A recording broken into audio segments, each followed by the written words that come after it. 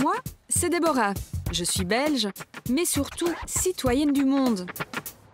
Une globe-trotteuse passionnée qui teste les cuisines, la viande, elle est hyper tendre, c'est délicieux. Les moyens de transport, Trop bien. Les meilleurs endroits pour jouer ou se reposer.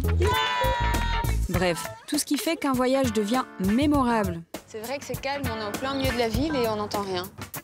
Ça peut vous paraître étonnant, mais j'aime me perdre. Oui, ça permet de découvrir des trésors cachés. Et c'est aussi ça, voyager autrement. Je n'ai pas de programme, pas d'a priori, juste une certitude. Ce ne sont pas les lieux qui font les voyages, mais les gens qui les habitent. Voilà, j'ai un nouvel ami. Voilà. Et c'est promis, je vous dis tout, je vous montre tout. Devant moi, une destination inconnue. Allez, c'est parti, allons respirer l'air de la Bosnie. Bienvenue à Sarajevo.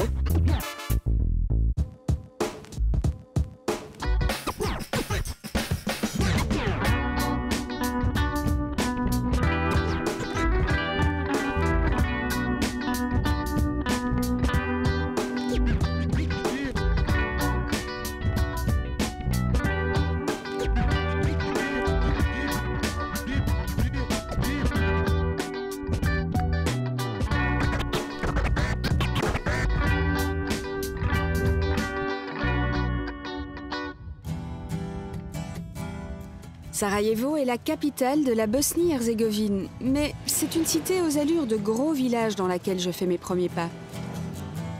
J'ai l'impression d'être à Vienne, à Istanbul et puis à Chamonix en même temps. Avec un petit côté méditerranéen aussi. Je me demande de quoi ils parlent. De foot sûrement. On sent que les gens savent prendre le temps et qu'à la fois ils sont toujours en mouvement. C'est une ville pleine de contrastes, de vie et d'énergie. Loin de l'image de cité dévastée par la guerre qu'on lui associe encore bien trop souvent.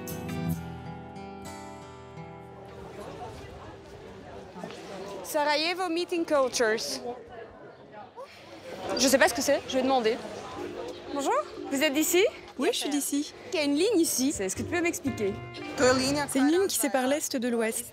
L'Est est la partie ottomane de la ville, l'Ouest, le côté autrichien. Et ça se voit dans l'architecture. Ah ouais, c'est vrai que maintenant que tu le dis, là c'est le côté ottoman. Comme en témoignent ces petites maisons et ces ruelles étroites. L'architecture ici, elle est autrichienne. Et plus ostentatoire, à en croire les corniches et les moulures.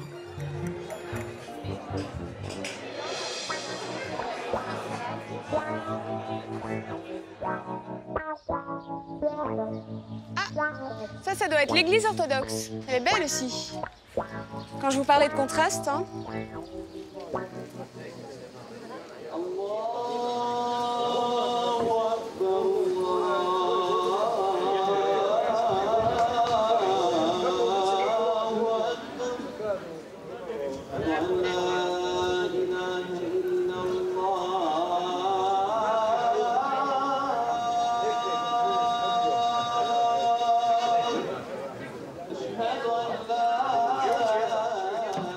Me voici à Başarşia, qui est le centre historique de la ville, qui a conservé son style ottoman. Alors ce qui est sympa, c'est que le quartier est piétonnier et qu'en l'espace de quelques mètres, on y trouve une église orthodoxe, une église catholique, une mosquée et une synagogue.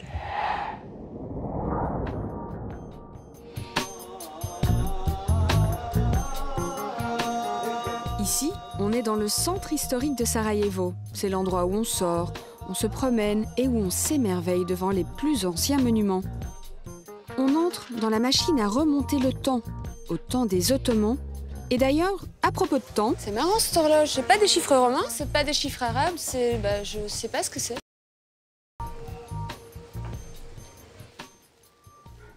Bonjour. Bonjour. Vous travaillez dans la tour ici? Oui, je travaillais ici. Je suis le Mouvekit. Alors c'est quoi qu'il y a comme chiffre là sur le clocher? Parce que c'est pas des chiffres arabes, c'est pas des chiffres romains. C'est quoi comme signe? Ces signes, ce sont des chiffres arabes. Mais pas l'arabe tel que vous le connaissez, c'est de l'arabe ancien. Je mesure la chance de rencontrer un authentique Mouvekit. Pour les musulmans, c'est un peu le maître du temps. Grâce à son savoir d'horloger, il règle et entretient cette horloge rarissime. Attrapez bien la poignée pour monter. Oh là là là là là là. C'est incroyable. Dites-moi, c'est quoi l'histoire de cette horloge? Ça remonte à 1886. Deux hommes d'affaires sont partis d'ici et sont allés à Londres pour ramener cette horloge. Ici, auparavant, c'était une horloge turque très ancienne. Et ce mécanisme horloger est très commun. C'est celui qu'on trouvait partout. Mon travail a consisté à adapter ce mécanisme pour le synchroniser avec le calendrier lunaire. Et pourquoi vous voulez vous baser sur la Lune? La plupart des horloges se basent sur le Soleil. C'est pour se caler sur les heures de prières islamiques. Moi, j'en avais jamais vu de mécanisme comme ça. Est-ce que vous êtes le seul pays à avoir ça ou est-ce qu'il y a d'autres horloges du même type? Avant, il y avait une autre horloge similaire en Turquie. Mais à ce que j'en sais aujourd'hui, il n'y en a plus qu'une dans le monde. Et c'est celle-ci. C'est magnifique.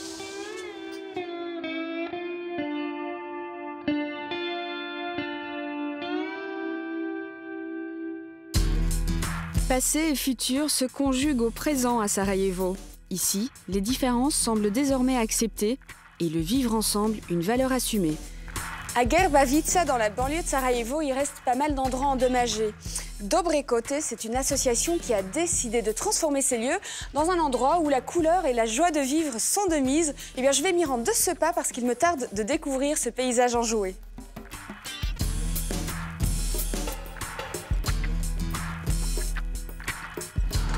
Les enfants des cités se sont réappropriés les lieux et ont complètement métamorphosé leur quartier. Ils n'ont pas 20 ans. Ok, ils fument beaucoup et ça, c'est pas bien. Mais ils ont plein d'idées pour le Sarajevo de demain. Bonjour. Alors, comment ça va? Bien. Enchantée, Déborah. Ciao. Enchantée. Ciao. Ah. Alors, dites-moi, Dobre Kote, ça veut dire quoi? Côté, ça représente un lieu loin des regards. C'est un endroit abandonné, détruit, parfait pour exercer des activités illégales. Mais Dobré, ça veut dire le bien. Donc la réunion de ces deux mots représente une sorte d'équilibre entre liberté d'action et bien-être. On a choisi ce nom pour aider la communauté locale. C'est ça, donc en fait, la communauté, tous les gens qui habitent là vous aident à améliorer leur lieu de vie. Donc en fait, ce qui se passe ici maintenant sont de bonnes choses. Tout y est légal. Désormais, on passe du bon temps, on s'y rencontre, on discute, on y joue.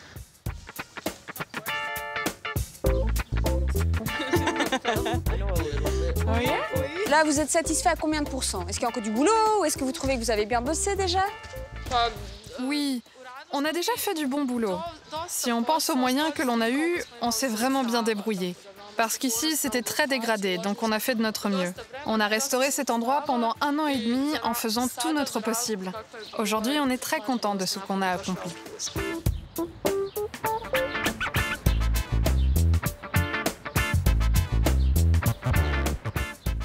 Franchement, moi j'aime beaucoup ce côté-ci. Ça me fait penser un peu, tu sais, en Inde, la fête des couleurs où ils jettent de la poudre comme ça colorée, ça me fait vraiment penser à ça. En fait, c'est toute une histoire à propos de cette œuvre. On était censé faire des triangles de couleurs bien délimités et la pluie a commencé à tomber sur les triangles qu'on venait de peindre. Là, il y a eu un vent de panique et quand le chef de projet s'est demandé comment on allait s'en tirer pour que la fresque reste jolie, on a décidé de s'adapter à ce signe du ciel et on a commencé à jeter de la peinture dans tous les sens. Du coup, on a obtenu ce que tu vois aujourd'hui. Ça montre que Dobre Kote est une association passée maître dans l'art du compromis et qui enjolive la cité, quelles que soient les conditions. Quand vous étiez petit, vous aviez des quartiers comme ça, colorés, ou c'est vraiment vous qui êtes à l'initiative de ça? Je ne vais pas parler pour les autres, mais moi en tout cas, je ne pouvais jouer que dans des lieux délabrés au milieu de morceaux de verre cassés et des aiguilles. Aujourd'hui, c'est une toute autre histoire. Dobre Côté, c'est vraiment le projet du renouveau. Vas-y, envoie la balle.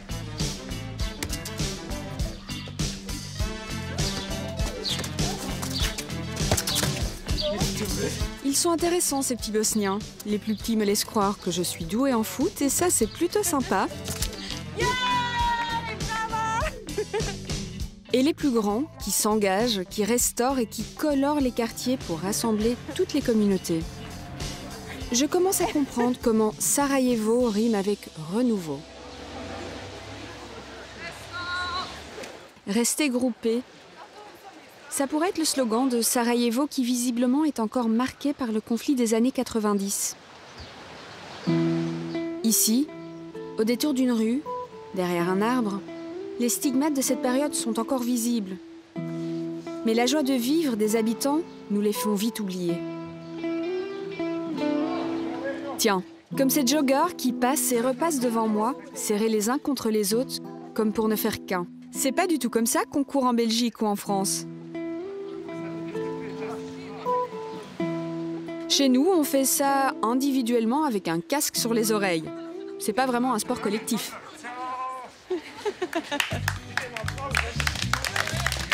Merci, merci. Je sais pas pourquoi on m'applaudit. Bon, visiblement, ce n'est pas dans les mœurs de courir en solo avec de la musique. Ici, la course à pied se pratique en groupe, pour ne pas dire en club. Et au beau milieu de la route, tant qu'à faire. Bonjour. Alors, dites-moi, c'était quoi ces applaudissements, là? Écoutez, c'était pour dire bonjour aux passants, comme on a vu que vous attendiez là. C'est un peu notre espace à nous, et puis on a l'habitude de saluer tous les gens qui courent, qui marchent. En fait, c'est aussi dans une logique de promotion d'un effort, de la marche à pied, de la course, parce qu'ici encore, c'est loin d'être suffisamment développé. Mais dis-moi, en fait, ici, je vois que c'est vraiment une rue pour les voitures. Et pourtant, ça a été bloqué pour vous?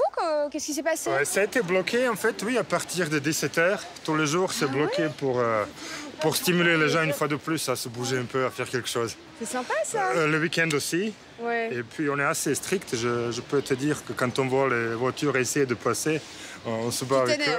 Oh là là, il faut pas le rencontrer quand on est en voiture. Hein. Non, je veux dire, on essaye d'avoir un minimum de droits pour nous. Ici, quand même, que vous soyez cycliste, coureur ou autre, ouais. Vous n'êtes pas très bien respecté dans le trafic, ouais, dans le transport. Donc, on essaye quand même de se faire un peu d'espace pour nous. Et puis, il y a quelques années, on était une quinzaine. Personne ne nous remarquait. Les gens avaient tendance à rigoler de nous. Et depuis 2 ans, on est 200. Et puis, c'est devenu presque la mode ou un phénomène. On nous a baptisé l'histoire la plus positive de la ville. Sérieux? C'est vrai, en plus. Donc, voilà. Dis-moi, mais comment ça se fait que tu parles français? Mais écoutez, j'ai vécu en France pendant 10 ans. J'ai eu la chance de pouvoir étudier en France, de faire une étape importante de ma vie là-bas, quand il y avait la guerre en Bosnie, donc c'était il y a très longtemps. Et puis, je suis content de réaliser que je n'ai pas encore oublié mon français.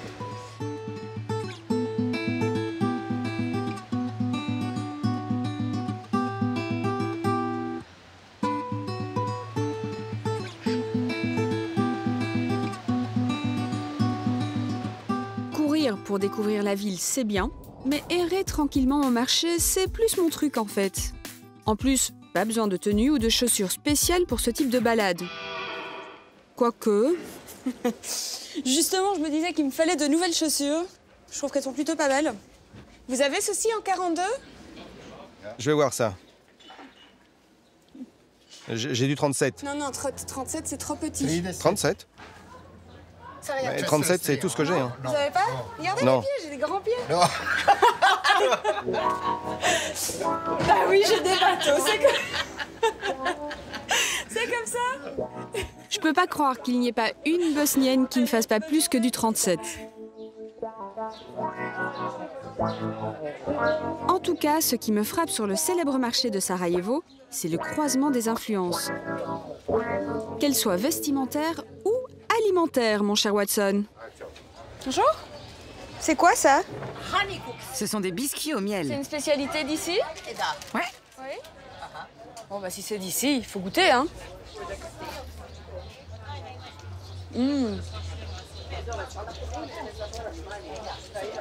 C'est une texture de macaron avec un goût de pain d'épices entouré de sucre glace au goût de miel. Voilà. Tenez. Ah, c'est cadeau. Attends, je vais voir si j'ai rien à donner, moi. C'est de la fleur d'oranger. Merci. Vous en avez partout sur le nez. Mais j'ai jamais reçu autant de cadeaux de ma vie. J'ai pas assez de bras, je vais m'asseoir pour ranger tous mes cadeaux. C'est même pas Noël et j'ai été gâtée. C'est pas une besace, mais une hotte que j'aurais dû prévoir. En tout cas, pas besoin de faire un dessin, on ne trouve pas plus sympa qu'un Bosnien.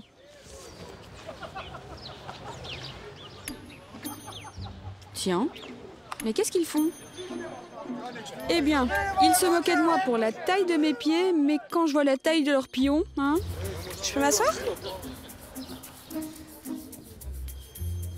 C'est vachement sympa.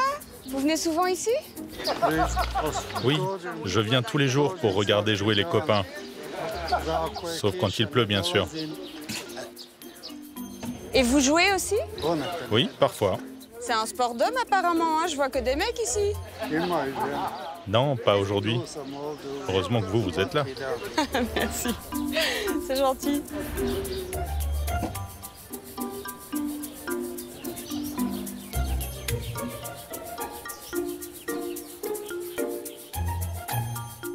Le bosnien est donc sympa et fait tout en communauté. Bah oui, chez nous, les échecs, ça ne se joue qu'à deux.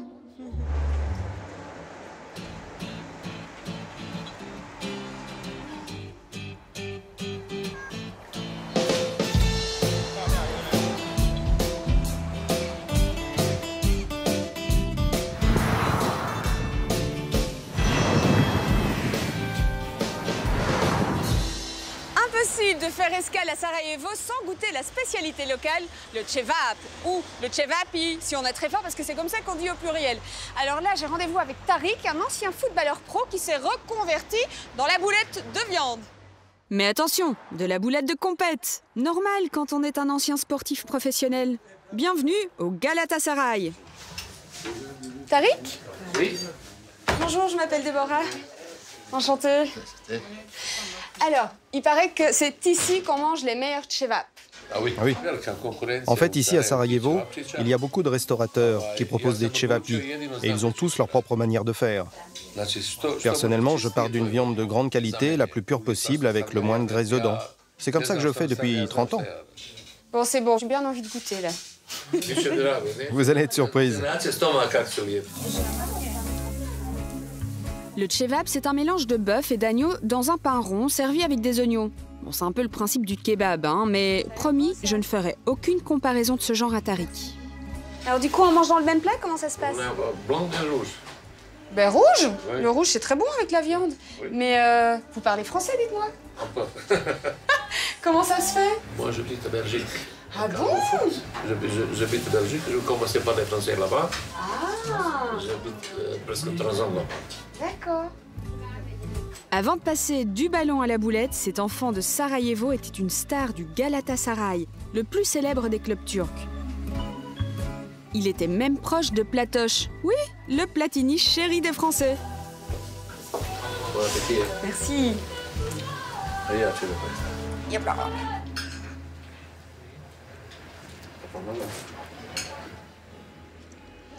La viande, elle est hyper tendre, c'est délicieux. C'est pas mal, hein? C'est pas mal. Ouais. C'est étonnant parce qu'il n'y a pas besoin de sauce, en fait. Si vous voulez de sauce.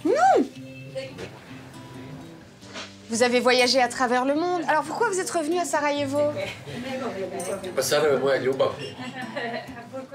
Parce que Sarajevo, c'est mon premier amour. Je suis né ici et j'ai l'intention d'y passer mes vieux jours. En plus, plus je vieillis, plus je ressens que c'est ici, vraiment, chez moi. Bah, vous avez eu une belle destinée, au fait. Vous vous sentez chanceux ou vous le vivez comment? Je suis très content. Et qu'est-ce que cette ville a de particulier qui fait que vous y êtes tellement attaché? J'ai le sentiment que c'est ici que j'ai passé mes jours les plus heureux. J'ai voyagé à travers le monde entier Et pourtant, j'ai toujours eu envie de rentrer. Parce que vraiment, j'aime Sarajevo. De tous les gens que j'ai rencontrés ici, je remarque que tout le monde a vraiment un amour particulier pour la ville. Donc du coup, j'ai vraiment hâte d'en découvrir davantage. La ville, ici, accueille toujours très bien les visiteurs. Mais les étrangers ne connaissent pas vraiment notre culture. Ils ne se rendent pas compte de tout ce qu'on a de bien ici. Tu sais, je te souhaite vraiment de découvrir la ville, de fond en comble, et de découvrir toute la diversité qui est la nôtre.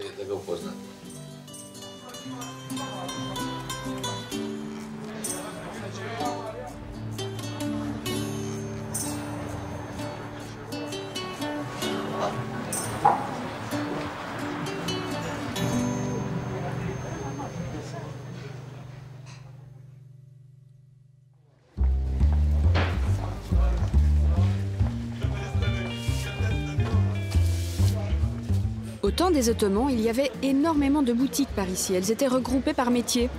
Elles ont traversé les époques. Aujourd'hui, elles sont un peu moins nombreuses, mais toujours actives. C'est trop beau par là. Petit quartier des artisans. Des artisans qui, visiblement, savent s'adapter à leur époque et font feu de tout bois ou de tout cuivre côté souvenir.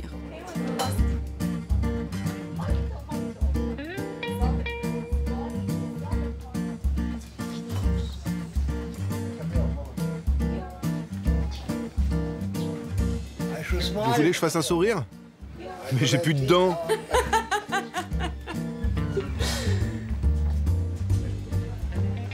La chaudronnerie artisanale est un des rares métiers traditionnels qui perdurent à Sarajevo. Ils sont encore 34 à travailler le cuivre comme il y a 300 ans. Un métier pourtant difficile qui demande de la précision, de la force et de l'endurance. Un métier de mec, quoi. Enfin presque. Bonjour. Bonjour. Nermina. Enchantée. Enchantée. Asseyez-vous. Alors, vous faites quoi là? Ça fait un moment que je me balade dans la rue, j'ai vu que des hommes artisans et puis là je vous vois en train de faire le même métier. C'est courant? Non, je suis la seule femme dans ce genre de métier. Les autres femmes, dans l'artisanat, ne s'occupent que de la décoration. Je suis la seule qui fabrique tout, du début jusqu'à la fin. Et comment vous êtes arrivée à faire ce métier? C'est difficile de dire quand j'ai commencé à faire ce métier. Parce que dans mon cas, c'est une histoire de tradition dans la famille. Toute petite déjà, j'allais dans la boutique de mon père. C'est comme ça que je suis tombée amoureuse du métier. Et les gens ici sont conservateurs ou ils trouvent ça totalement normal de voir une femme qui fait un métier d'homme à la base? La vérité, c'est qu'il y a les deux.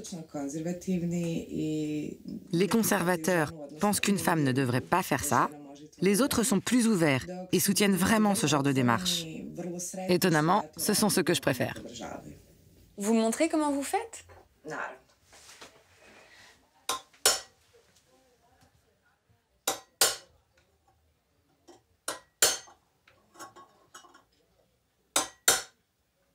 C'est des outils que tu as récupérés de ton papa? Oui, ils sont très vieux. La plupart m'ont été légués par mon père, qui lui-même les avait reçus de ceux qui lui ont appris ce métier. Donc ils sont vraiment très anciens. Alors montre-moi un objet, tu vois, que t'aimes bien, qui te représente, duquel t'es fier. C'est un objet unique pour moi. Ça, c'est pour le café?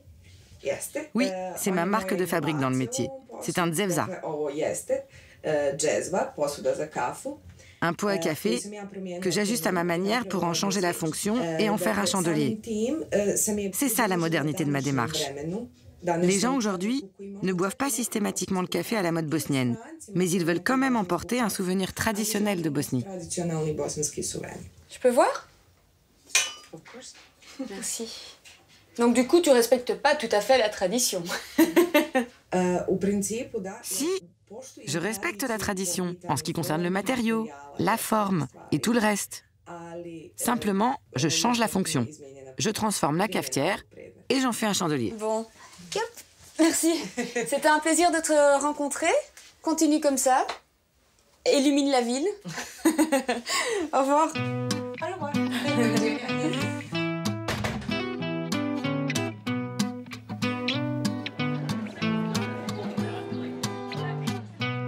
Et alors, je sais pas si vous avez remarqué, toutes les filles ici sont blondes. À mon avis, je vais devoir passer chez le coiffeur pour être à la couleur locale. Blonde, blonde, blonde. Ah, blonde, blonde, blonde.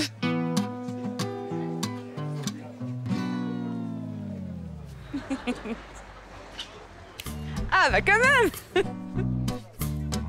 Plus je découvre Sarajevo et ses habitants, plus j'en comprends l'esprit amical dont me parlait Tariq. Mais pas possible de humer la ville sans passer par le marché historique de Gradzadznica. Ce marché n'a pas connu un seul jour de fermeture depuis sa création au XVe siècle. Au cours de mes tours et détours, j'ai pris quelques habitudes, dont un rituel. Il me faut trouver un éventail. Je crois que je vais aller pour celui-ci. Merci, au revoir.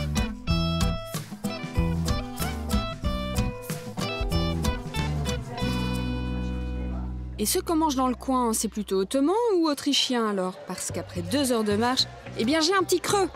Les boulettes de notre ami Tariq sont déjà un lointain souvenir. Il paraît qu'au marché couvert, on trouve des spécialités locales.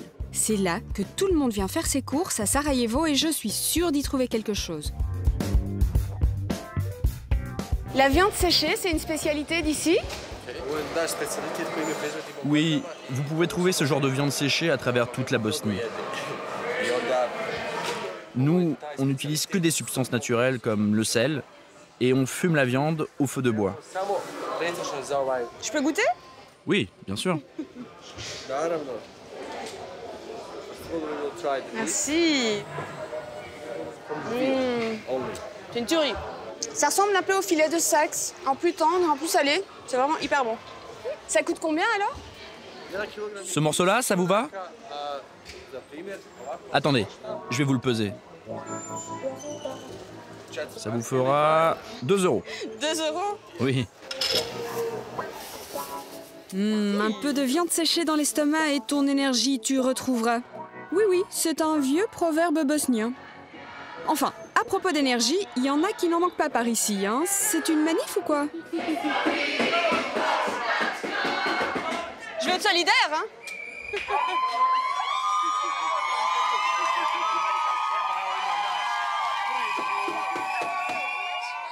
Qu'est-ce qui se passe? Elles ont fini l'école, c'est les vacances. Oui. Tu m'étonnes qu'ils soient contents. On n'est même pas fin mai et c'est déjà la fin des cours. Moi, je serais dingue.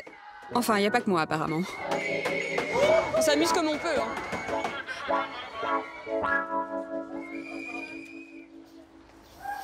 Là, on peut dire que je m'en suis pris plein les oreilles. Je quitte le centre pour retrouver un peu de calme. Ou pas.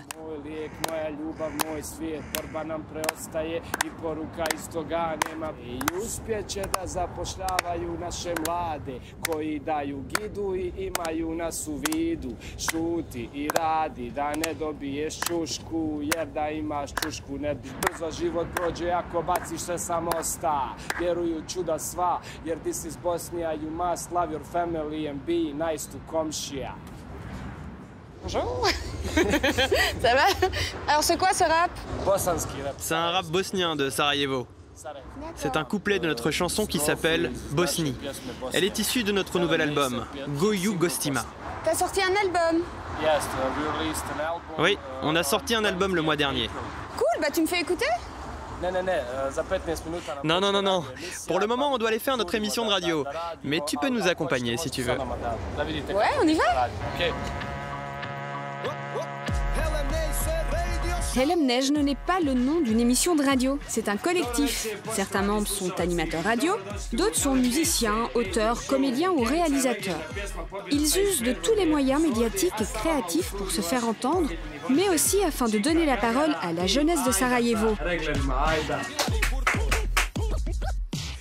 Alors je ne sais pas comment je me suis retrouvée là, mais du coup, eh bien c'est moi qui veux l'entendre aujourd'hui. Bienvenue Déborah. Bah écoute, c'est super, je suis étonnée, je m'attendais pas du tout à vous trouver en rue et puis 2 minutes plus tard être dans un studio de radio. Alors du coup, c'est quoi le nom de cette émission radio? Le nom de l'émission, c'est Helem Nejn. Elle est diffusée tous les dimanches soirs à 22h. Ben moi, je comprends pas ce que vous dites. La musique que tu m'as fait écouter là tout à l'heure, je trouvais ça bien, enfin le son est bon. Mais c'est quoi le message derrière? Tout notre propos tourne autour de la société dans laquelle nous vivons, du quotidien. Nous, on fait de notre mieux et c'est un vrai engagement pour nous, pour parler des choses positives de notre pays au lieu de rabâcher ce qui ne fonctionne pas, le négatif. On est là pour divertir le public, pas pour le rendre triste. On aime que les gens se sentent bien, que tout aille au mieux quand ils nous écoutent, et qu'ils nous parlent, qu'ils interagissent avec nous d'une manière ou d'une autre. Ben, ce que je remarque de tous les gens que j'ai rencontrés jusqu'à présent, c'est que l'union, la communication et la liberté de parole et d'agir est très importante. Bien sûr, tout le concept de l'émission consiste à donner la parole à des gens qui n'ont pas l'habitude de raconter ce qu'ils font. Dans la plupart des cas, on aborde des sujets tabous, des écrivains, des peintres, toutes sortes d'artistes qui ne sont pas coutumiers des médias et qui ont peu l'habitude de parler de leur travail. Et tous ont le droit de dire ce qu'ils veulent. Ils sont libres à 100% de dire ce qu'ils pensent. On n'a pas de règles strictes. Cool, on y va! C'est qu'ils sont doués, ces citoyens animateurs, rappeurs qui veulent prendre de la hauteur. D'ailleurs, en parlant de hauteur, ils m'ont proposé un super plan, me faire voir Sarajevo vu d'en haut depuis le rooftop de leur studio. Chin chin.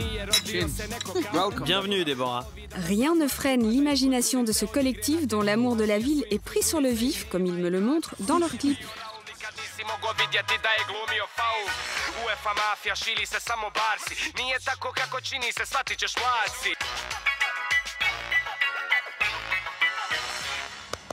C'est top, hein?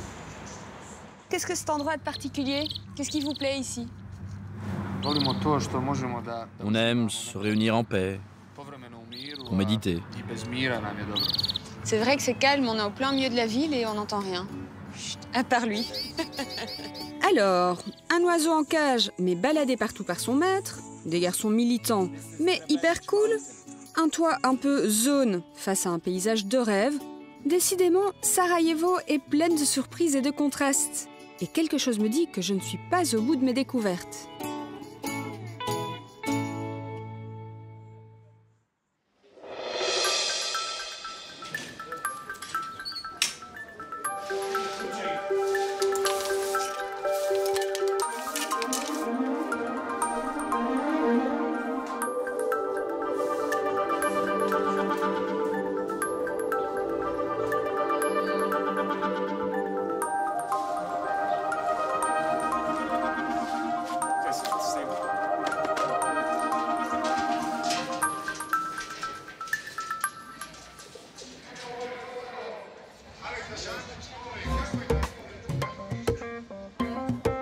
Aujourd'hui, je quitte le cœur de la ville pour aller prendre l'air de la campagne. Bon, en fait, il suffit de faire quelques kilomètres pour être tout de suite en pleine nature. À ce stade, c'est de la téléportation. C'est incroyable, mais là, je suis à peine à 5 minutes du centre-ville. Regardez-moi ça.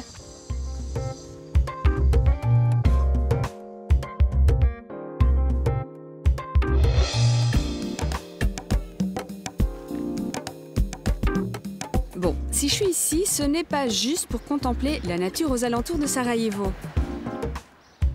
Je viens rencontrer un ancien général, aujourd'hui devenu une légende pour son comportement durant la guerre en ex-Yougoslavie. Jovan Djivac a même été décoré de la Légion d'honneur.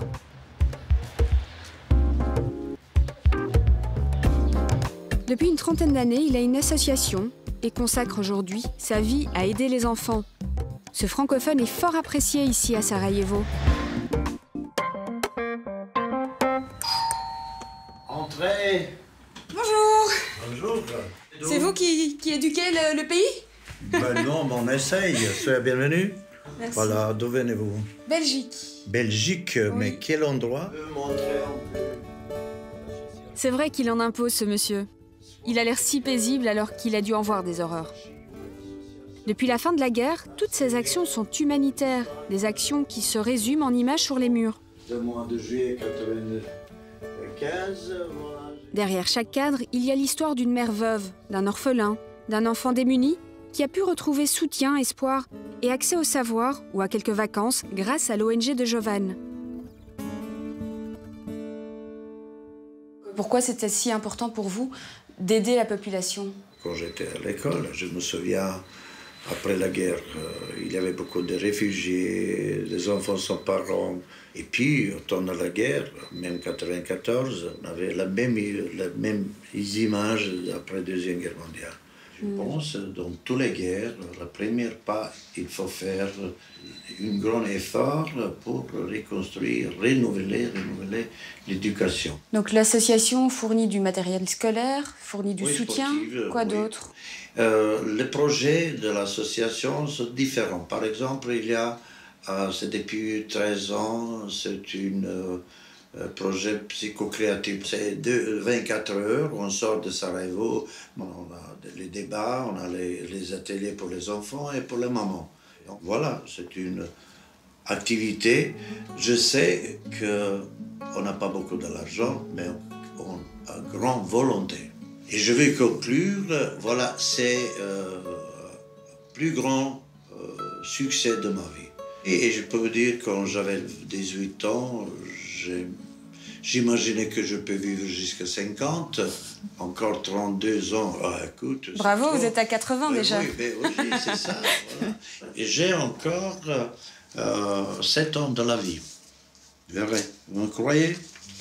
J'ai 7 ans de ma vie ou 2308 jours. Qui vous reste? Oui. Comment vous savez ça? Il y a 15 ans, c'est une femme comme vous, très jeune, et elle a regardé dans les mains et elle a dit que je vais vivre jusqu'à 87 ans. Voilà, encore 2332 ans. Donc il vous reste encore 7 ans pour faire plein de belles choses. Oui. Non, c'est ça. Bon, personne ne m'a annoncé l'année de ma disparition et c'est pas plus mal. Mais si j'atteins les 87 printemps, j'aimerais avoir la sagesse et l'humour de Jovan. Voilà, j'ai un nouvel ami. Voilà. D'ailleurs, je vais m'y mettre de ce pas, en communiant un peu avec la nature. Un décor pareil, ça inspire, non ?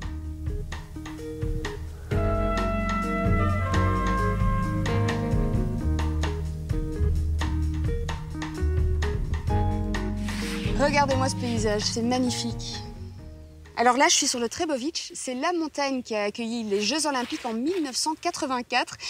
Ici, il y a eu des épreuves comme celle du bobsleigh, par exemple. Et d'ailleurs, cette piste est toujours en activité, sauf que c'est un autre genre de sportif qui s'y rend. D'ailleurs, j'y vais de ce pas.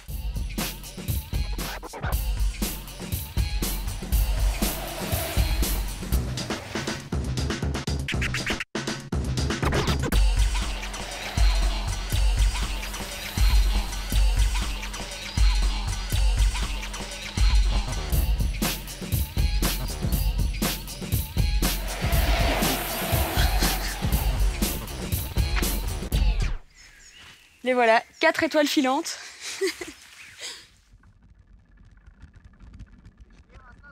Mais c'était un truc de fou ce que vous avez fait. Oui, c'est fou, mais on aime ça. Je vais pas être impoli, mais toi, t'es né en quelle année? En 84, t'étais déjà né? Ah oui, quand même. J'étais né en 84. J'avais 5 ans. Mais je ne me rappelle pas des JO. C'était il y a longtemps. Je regarde souvent les épreuves de bobsleigh sur YouTube. En 84, c'était vraiment spectaculaire. Hein. Ça avait l'air très rapide. Quand on descend cette même piste aujourd'hui, ça va vite aussi. Et parfois, ça me fait même un peu peur. Vous faites combien de kilomètres à l'heure? Je ne sais pas. On doit aller à 60, 70 km/h. Et c'est pas rien. Hein. C'est un sport à risque, non? Oui, c'est dangereux, mais pas tant que ça. Parce que le béton, c'est une surface lisse. C'est même plus dangereux, en fait, quand vous arrivez dans les bois. Parce que vous pouvez tomber sur une pierre, une racine, vous risquez de vous blesser plus gravement. Mais en fait, vous faites ça comme ça pour vous amuser entre copains ou vous êtes vraiment des pros? On est amis avant tout. On sort, on fait du vélo tous ensemble, mais on est en club pour les courses officielles. On fait des compétitions en Europe et ailleurs, mais on a peu de résultats parce qu'ici, on n'a pas vraiment d'endroit pour s'entraîner, sauf cette piste. En 2015, on a enregistré une vidéo sur cette piste. Juste une descente pour le plaisir. Je l'ai publiée sur ma chaîne YouTube et mon Facebook. Et très vite, cette vidéo est devenue virale à travers le monde. Sur YouTube, on a plus de 6 millions de vues. Mais si on ajoute les partages et les autres supports, on atteint les 7,5 millions de vues. Ah ouais? Ouais, ben, si je voulais être célèbre sur YouTube, moi je prendrais un petit peu moins de risques. Même si j'ai bien compris que le béton c'est lisse et que c'est moins dangereux que de faire du VTT en forêt. Mais bon, de toute façon, mon truc à moi, c'est le voyage, alors...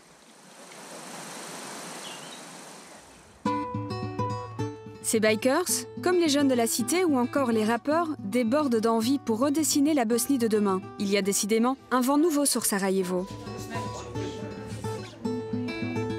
Et ce qu'il y a de nouveau aussi, c'est le vin de Bosnie-Herzégovine.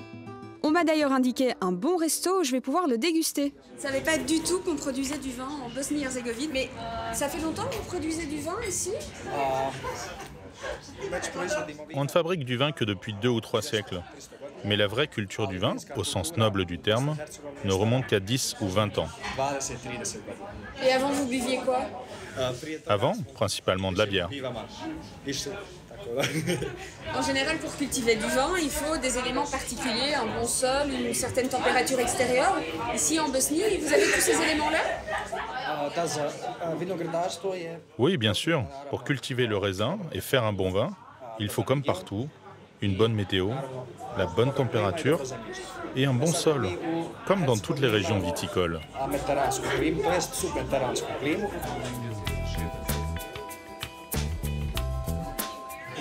Bon, je vais goûter. Ça me fait penser à l'odeur un peu à un pouilly fucé et au goût.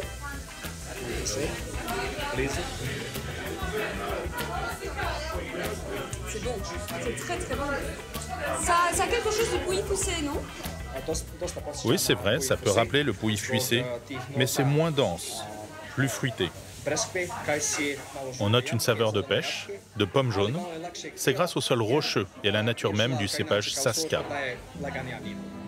Impressionnante, hein, ma référence sur le pouilly? Bah oui, c'est pas parce que j'ai grandi en Belgique, le pays de la bière, que je suis une truffe en cépage.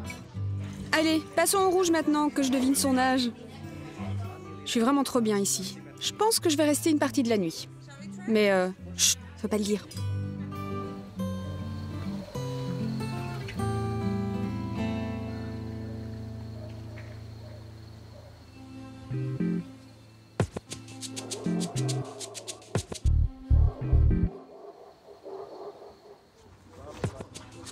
Je commence à me sentir chez moi ici. J'étais peut-être blonde de Bosnie dans une autre vie. Allez, un petit café et c'est reparti. Aujourd'hui, je voyage dans le Sarajevo de demain avec la crème des artistes et designers bosniens. Bogan, c'est lui qui va me guider. Bogan? Comment ça va? Ben, on se fait la bise. Bogan est un jeune designer, également propriétaire d'une galerie d'art. C'est un des chefs de file du renouveau artistique et architectural à Sarajevo. Un feu rouge ne m'a jamais semblé aussi long. Il tient à me faire voir une œuvre très récente, la sienne. Ce pont ultra moderne qui jouxte le bâtiment ultra classique des Beaux-Arts où il a été formé. Alors explique-moi, t'as l'air assez jeune, comment ça se fait que la ville t'a confié un projet d'une telle importance? Oui, c'est vrai. Mon collègue et moi, on n'était qu'en 2e année d'école quand l'appel d'offres a été lancé. En fait, il était ouvert à tous. Nous, on a participé pour voir comment ça marchait dans le monde professionnel. Donc on n'avait pas du tout la pression. D'ailleurs, on n'imaginait pas gagner. Et en pensant de cette manière, c'est nous qui l'avons emporté. En fait, le projet qu'on a proposé sortait totalement des sentiers battus. Alors en arrivant sur le pont, j'ai vu qu'il était noté un truc en bosnien que j'ai pas compris. Et après, il y avait écrit « Festina lente ». Ça veut dire quoi? Festina lente, ça veut dire « hâte-toi lentement ». C'est une citation latine. On a choisi le latin parce qu'on voulait en faire un symbole de la ville, compréhensible par le plus grand nombre. Même si le latin n'est pas une langue vivante, il garde une dimension universelle. Ici, tous les noms de rues, des avenues, des places sont difficiles à prononcer pour les visiteurs qui ne sont pas bosniens. Donc on a tenu à ce que cette devise soit facile à lire. Et cette devise traduit aussi un état, une manière d'être que le pont porte en lui. Ce « hâte-toi lentement » est à l'image du mode de vie à Sarajevo. Alors le résultat est là. Vous avez mis combien de temps pour créer ce pont, ce projet? La compétition a eu lieu en 2007. Et on a dû attendre 5 ans pour que le pont soit construit. La raison principale est ce caractère unique de l'édifice qui rend sa construction très complexe. Donc les ingénieurs et les entreprises de construction n'ont pas pu se mettre à l'œuvre tout de suite, car tout simplement, ils ne savaient pas comment s'y prendre. La technologie n'était pas assez avancée à ce moment-là. Donc on a dû attendre des avancées technologiques. Donc si on prend le temps de bien faire les choses, on arrive à terme. Comme quoi, ça s'applique vraiment dans la vie. Oui, c'est ça. Je pense que chaque nouvelle construction, chaque œuvre d'art devrait porter un message ou une idée qui serait positive, parce que c'est bon pour la société. Ça devient un exemple à suivre. On se fait une petite photo, histoire que j'ai un beau souvenir à ramener chez moi? Oui, bien sûr. Cool, merci, bonne journée. Allez, salut. Hâte-toi lentement. Elle me plaît bien, ces devises, tiens. Ne te presse pas trop et profite pleinement. Tout à fait mon genre. Décidément, c'est vraiment une ville pour moi. Et puis cette nature, toujours à portée de main, enfin, de pied, ça, c'est vraiment trop bien. Alors lui, quand il sort du boulot, il doit se dire « Bon ben, je vais me pêcher une petite carpe, là. » Ok, je dis carpe, mais en fait, j'en sais trop rien. En tout cas, ce qui est sûr, c'est que la pêche, c'est le sport favori par ici.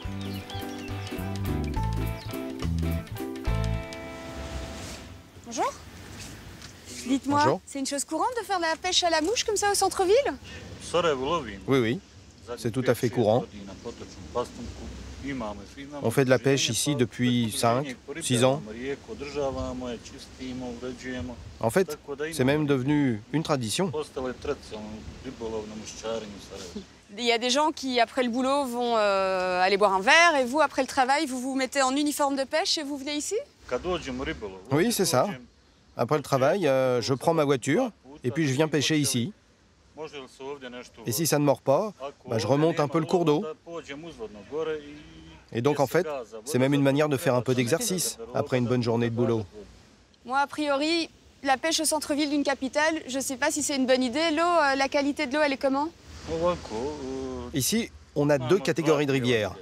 La moins bonne étant celle qui est proche du centre-ville. Et là, c'est pas l'idéal pour la pêche. Mais ici, l'eau, elle est vraiment très propre. C'est d'ailleurs là qu'on vient pêcher le plus souvent. En plus, personnellement, je ne mange pas les poissons qu'on pêche. Mon truc, c'est vraiment d'attraper le poisson et ensuite, je le remets à l'eau. C'est comme le football, en fait. Je ne pêche que pour la beauté du geste, pour le sport. Bon, je vais vous laisser à votre sport favori dans ce cas. Bonne pêche? Sans l'hameçon? Au revoir. Au revoir.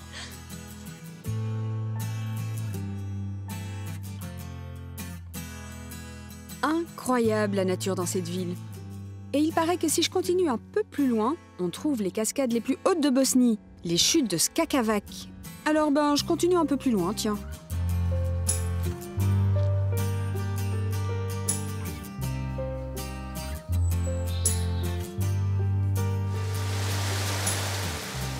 Ok, ça, c'est pas ce que j'appelle des chutes. Des chutes tout nettes, à la rigueur.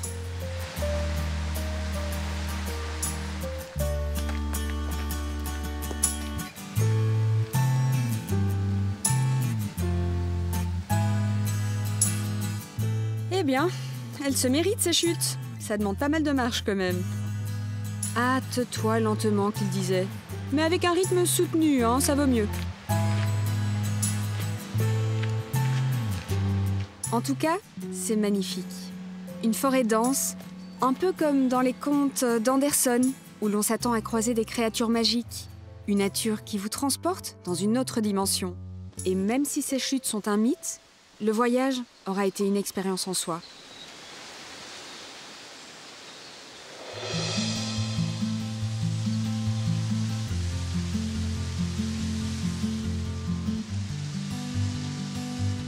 98 mètres de haut et pas plus de bruit qu'un petit criquet. C'est d'ailleurs de là que viennent leurs noms. Skakavak, criquet. En tout cas, c'est magnifique. Quel spectacle! Un voyage incroyable. Comment pouvais-je soupçonner qu'une ville et une région marquées par une guerre aussi récente soient aussi vivantes, aussi riches et aussi contrastées? Une vraie découverte. Franchement, j'ai pas envie de repartir. Mais c'est pas tout ça, moi j'ai de la route à faire et comme on dit ici, Vozdra! Yeah!